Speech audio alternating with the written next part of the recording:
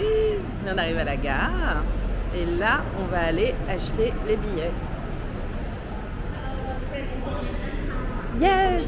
Hello! The next train from here. Yes. They have 200 and yeah, 201. yeah. But this one only third class. Third class no seat, not standing. Okay. If you want to go new station, this one they have. A few moments later.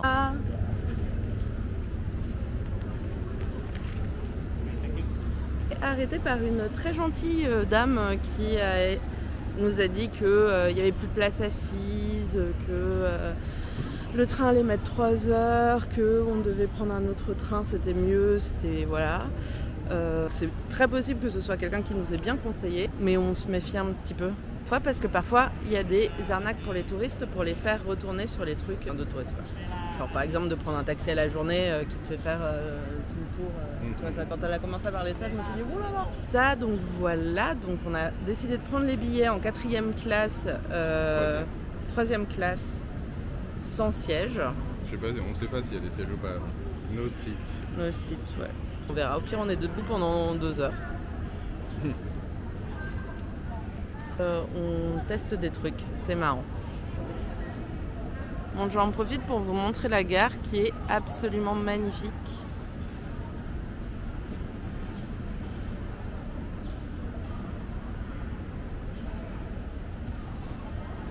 Donc avec les portraits royaux. Et là, le café. On va aller se prendre un petit café. Comme c'est la vieille gare, il y a tout autour des vieilles photos, des vieux trains. C'est très très joli. Coffee time.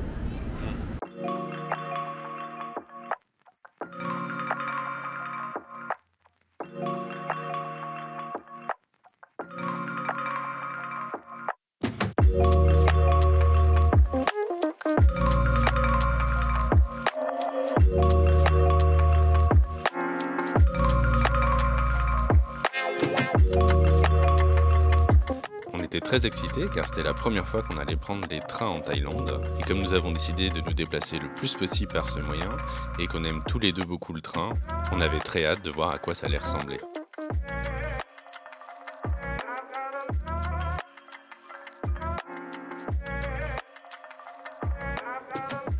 Les trains sont trop beaux, à la fois vintage mais aussi très confortables. Et effectivement, comme la dame le disait, pas d'air conditionné, mais des ventilos et les fenêtres grandes ouvertes pour apporter plein de fraîcheur, ce qui rend le trajet très agréable. Il y avait aussi des personnes qui passaient dans les wagons pour distribuer de la nourriture ou des boissons. On a des rideaux de fer qui du coup s'activent, se montent et se descendent. Un petit peu partout. Mais la fenêtre reste ouverte. Et là, ils sont en train de laver les trains. Et vu comment le nôtre était mouillé, je pense qu'ils venaient de le laver aussi au jet d'eau.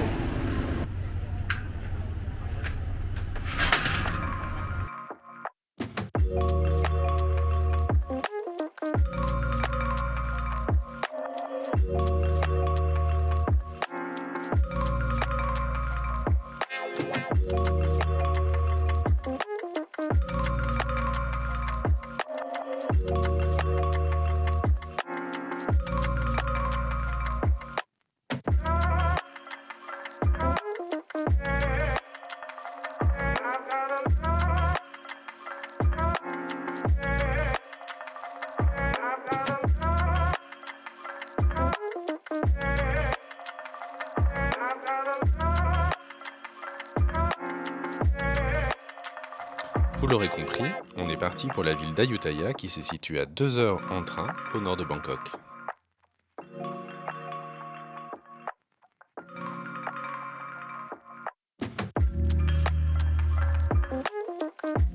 Fondée en 1350, elle était la capitale du Siam, ou royaume d'Ayutthaya, juste avant que Thonburi, actuel Bangkok, ne devienne la capitale à la fin du XVIIIe siècle.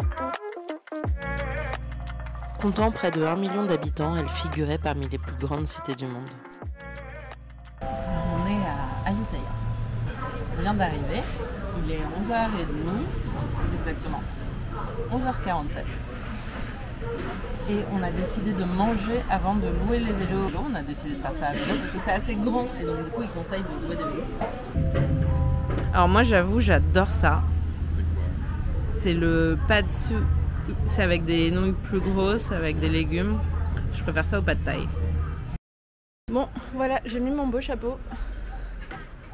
Et on est à vélo. Je vais être en train de régler le sien. Et on va partir, on a un ferry à prendre là-bas. Ah, tu veux prendre le ferry? Bah on n'a pas le choix, il faut qu'on traverse. Oui, mais on peut le faire par la route aussi. Ah bon? Ouais. Bon non, on prend le ferry, c'est plus drôle. Oui.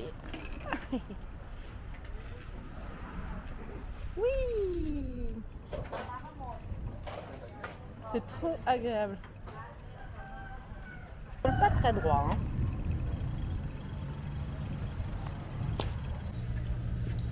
Il y a quelqu'un qui fait du canoë-kayak.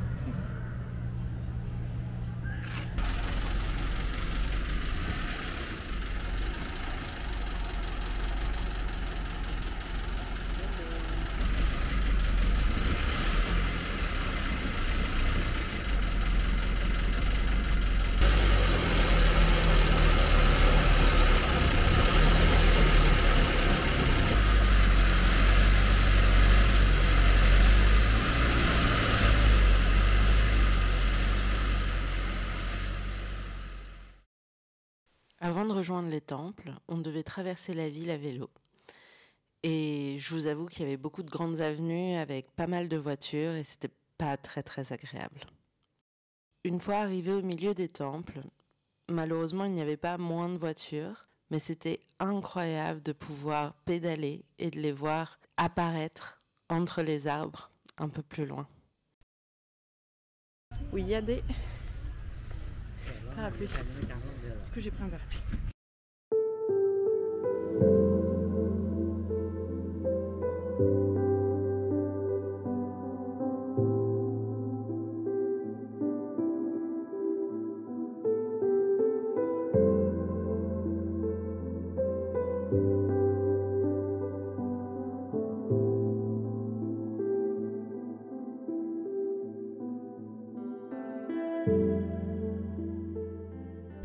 Ce temple est particulièrement bien sauvegardé, conservé, oui, puisque Ayutthaya a en fait été capitale du Siam pendant plusieurs centaines d'années.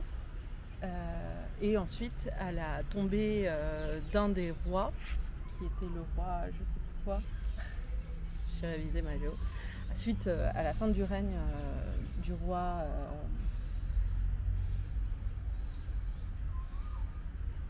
c'est Thonburi qui est devenue la nouvelle capitale du Siam. Thonburi, c'est vraiment de l'autre côté du Chao Phraya par rapport à Bangkok.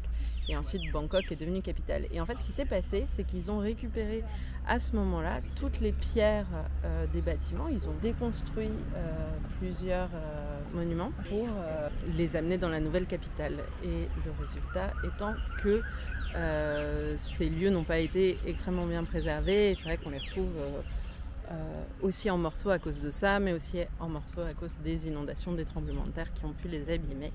Et là c'est impressionnant parce qu'on est en face d'une tour khmer carrée qui est encore conservée et qui n'a pas été déconstruite pour être reconstruite ailleurs et qui est vraiment super belle. On va essayer de monter dessus.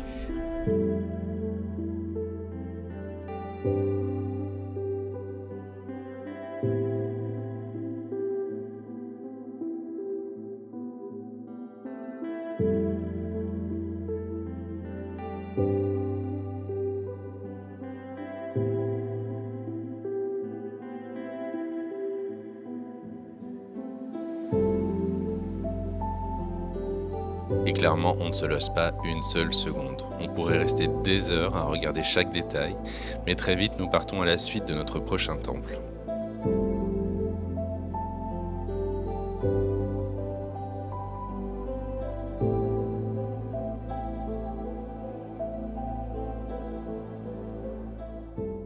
Mais en chemin, on se retrouve confronté à une autre réalité qui nous laisse sans voix. Bon, j'avais envie de vous montrer ça parce que ça me rend un peu triste.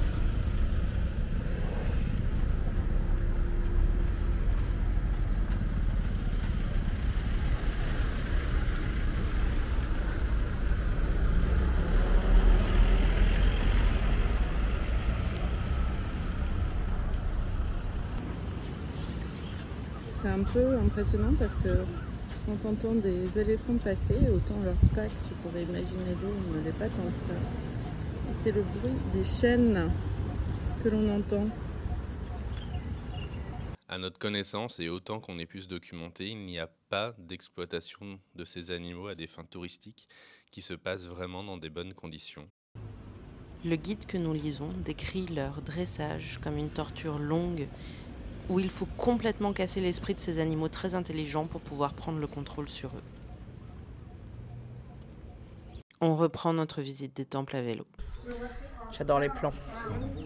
Là, ce qu'on voit, c'est qui était le palais royal. On est là, à côté de l'eau. Sûrement sur ce machin-là. Enfin, juste à côté de l'eau. Et en fait, tout ce qu'il y a devant nous, là, n'existe plus. On en voit un peu les fondations. Il y a l'air d'y avoir un bâtiment qui a été refait derrière, là-bas. Et sinon, tout ça, il reste que les fondations.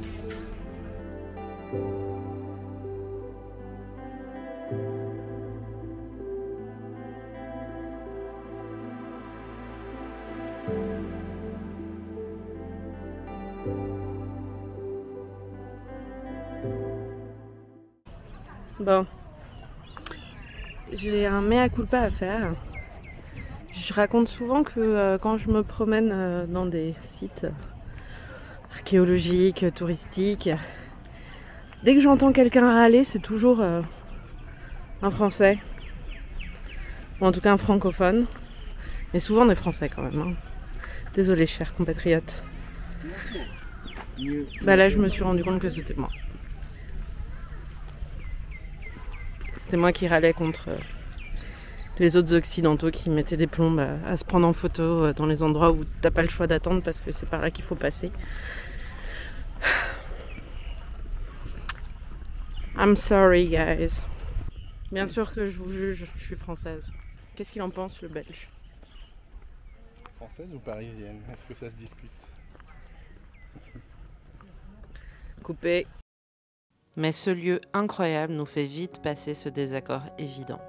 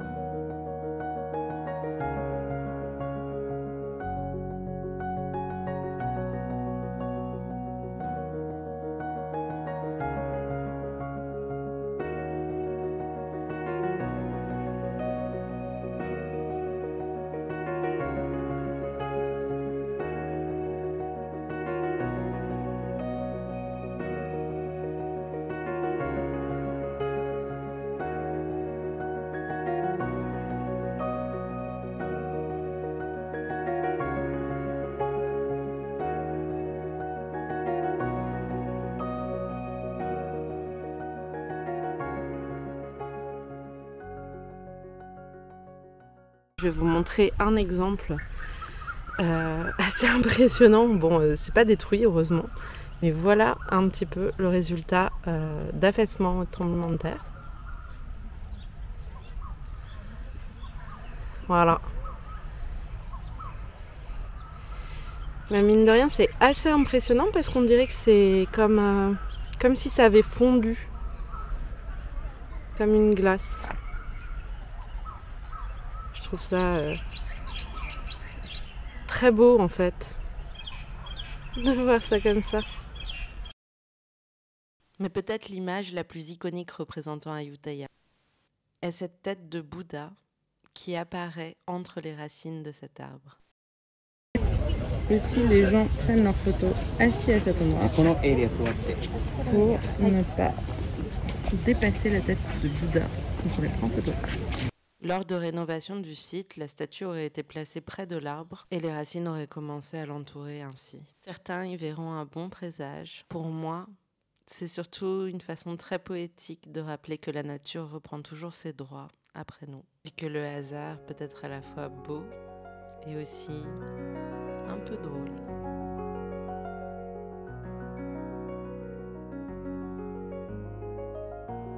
Et c'est la tête pleine d'images, avec cette impression d'avoir voyagé dans le temps, que nous quittons cet endroit historique. On est à Ayutthaya et on attend le train pour rentrer à Bangkok. Et oui, on a fini la journée. Et on est bien rincé. Complètement. On s'est déshydraté 4 fois. On a vu des temples magnifiques. On a vu une tête de Bouddha enracinée dans un arbre. On a failli perdre la DJI, genre 2 la fois. caméra, 2 fois. Mais la Thaïlande est tellement un pays génial que tu peux oublier ta DJI dans le panier de ton vélo sur un parking avec plein de passages et Enfin. une demi-heure après le retrouver toujours. En tout cas, des gros bisous.